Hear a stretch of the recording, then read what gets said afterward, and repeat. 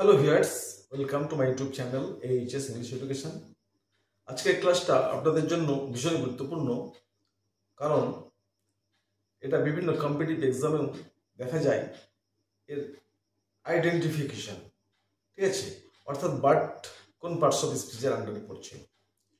তো আমরা বাটকে সাধারণত কনজাংশন হিসেবে জানি, কিন্তু বাটের অনেকগুলো ভূমিকা রয়েছে। এর অবস্থানগত দিক থেকে বিশ্লেষণ করলে বাট কিন্তু অনেক ভূমিকা পালন করে, অর্থাৎ এটা কোনো সময় নাউন হিসেবে কাজ করে, অবাক লাগার কথা। আবার কোনো সময় বাট প্রোনাউন অর্থাৎ রিলেটিভ প্রোনাউনের কাজ করে, অনেক সময় বাট প্রিপোজিশনের কাজ করে, তো আবার অ্যাডভার্বেরও কাজ করে। তো বাট কোন সেন্টেন্সে কিভাবে কাজ করছে সেটা আমরা দেখব। তার উপর পার্টস অফ স্পিচটা আইডেন্টিফাই আমরা খুব সহজে করে নিতে পারবো। বিভিন্ন কম্পিটিটিভ এক্সামে এটা আসতে দেখা যায়। ঠিক আছে, identify the parts of speech. তাহলে শুধু কনজাংশনই হবে তা তো নয়, প্রোনাউন হতে পারে, এটা নাউনও হতে পারে, অ্যাডভার্বও হতে পারে, প্রিপোজিশন হতে পারে। It depends on the sentence. ঠিক আছে, লেটস লার্ন। কি বলা হচ্ছে?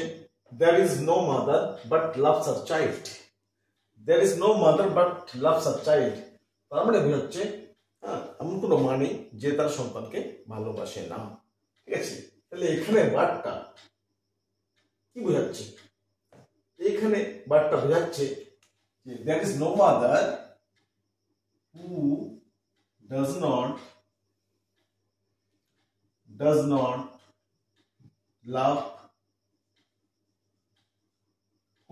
love her child. ঠিক আছে, তাহলে there is no mother who does not love her child. এখানে এই কথাটা ক্লোজটা দেওয়া হয়নি, কি দেওয়া হয়েছে? বাট। ঠিক আছে, যার অর্থটা একটাই, তাহলে কোনো মানে যে তার সন্তানকে ভালোবাসে না। সুতরাং এই বাটটা এখানে আমরা কি দেখতে পাচ্ছি? এটা রিলেটিভ প্রোনাউনের কাজ করছে, কারণ হু মানে যে। তো এটা হচ্ছে রিলেটিভ প্রোনাউন, কারণ এই হু এর সামনের ওয়ার্ডটা যে অ্যান্টিসিডেন্টটা সেটা নাউন রয়েছে। ঠিক আছে, আর এই নাউনকেই কোয়ালিফাই করছে রিলেটিভ ক্লজটা।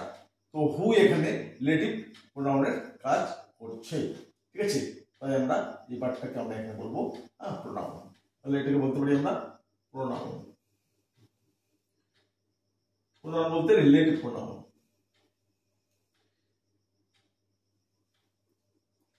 রিলেটিভ প্রোনাউন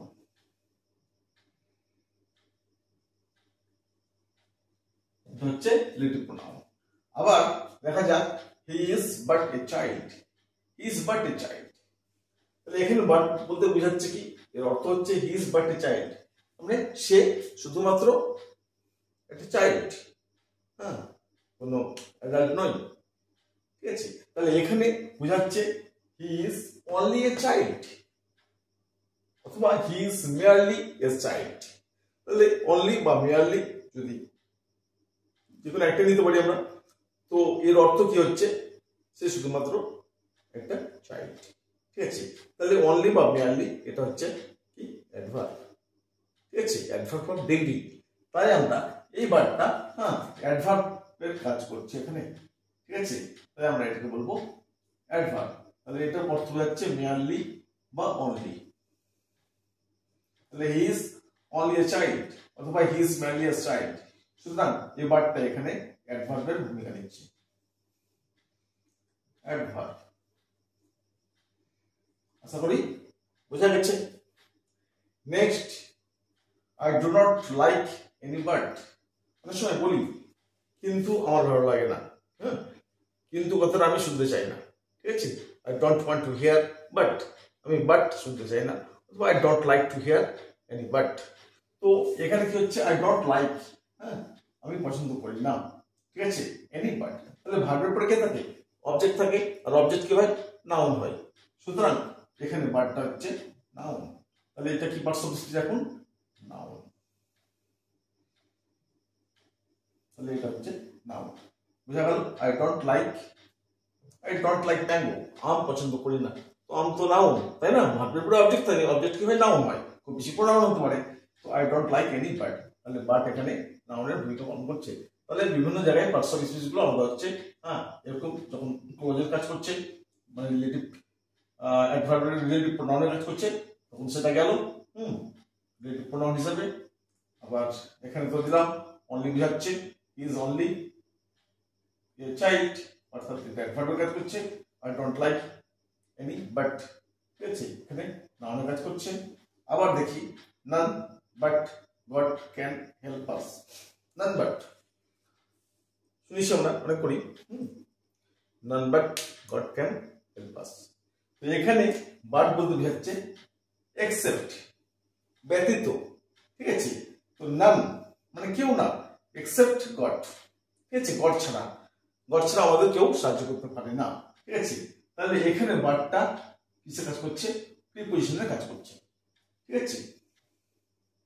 নান, অথবা যদি বলা যায় নান উইদাউট গড, গড ছাড়া আমাদের কেউ সাহায্য করতে পারে না। তাহলে এখানে উইদাউট এক্সেপ্টের কাজ করছে, তাই এটা আমরা বলবো প্রিপজিশন। উইদাউটের কাজ করছে এটা, তাই এটা হচ্ছে প্রিপজিশন।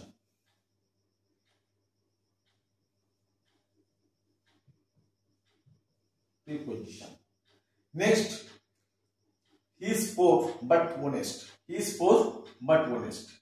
তার মানে কি বোঝাচ্ছে? হি ইজ পোর, সে গরিব, বাট অনেস্ট। তাহলে আমরা জানি কনজাংশন কি করে, দুটো সেন্টেন্সকে যুক্ত করে দিচ্ছে, ঠিক আছে। তাহলে এখানে এটা কিন্তু আসলে অ্যাডভার্বিয়াল একটা ক্লজ ছিল, অ্যাডভার্বিয়াল ক্লজ, ঠিক আছে। তো এটা এখন কম্পাউন্ডে করা হয়েছে, he is poor but honest. তাহলে সে গরিব কিন্তু সৎ। তাহলে এইখানে বাটটা কনজাংশনের কাজ করছে, ঠিক আছে, এটা কনজাংশনের কাজ করছে। তার মানে দো he is poor he is honest, তাই না? তো এখানে বাট দিয়ে প্রকাশ করা হয়েছে, কম্পাউন্ডে কাজ করা হয়েছে, তাই এটা কনজাংশনের কাজ করছে।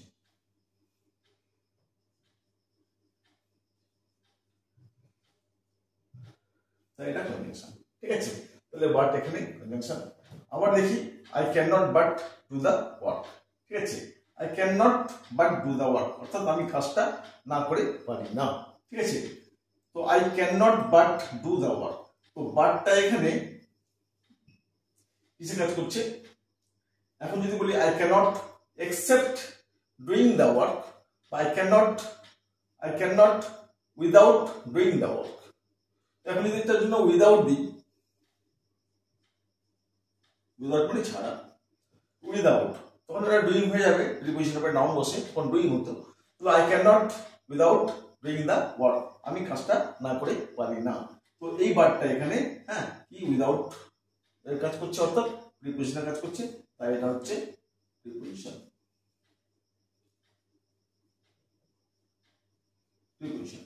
তাহলে বাটের ভিন্ন ভিন্ন ব্যবহারগুলো দেখা গেল, জায়গা বিশেষে, ক্ষেত্র বিশেষে কি বলতে চাইছে এটার উপর নির্ভর করছে বাটের আইডেন্টিফিকেশনটা, সেটা কোন পার্টস অফ স্পিচে যাচ্ছে। আশা করি বোঝা গেছে।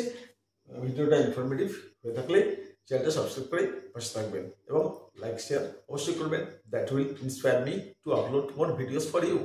Thanks for watching.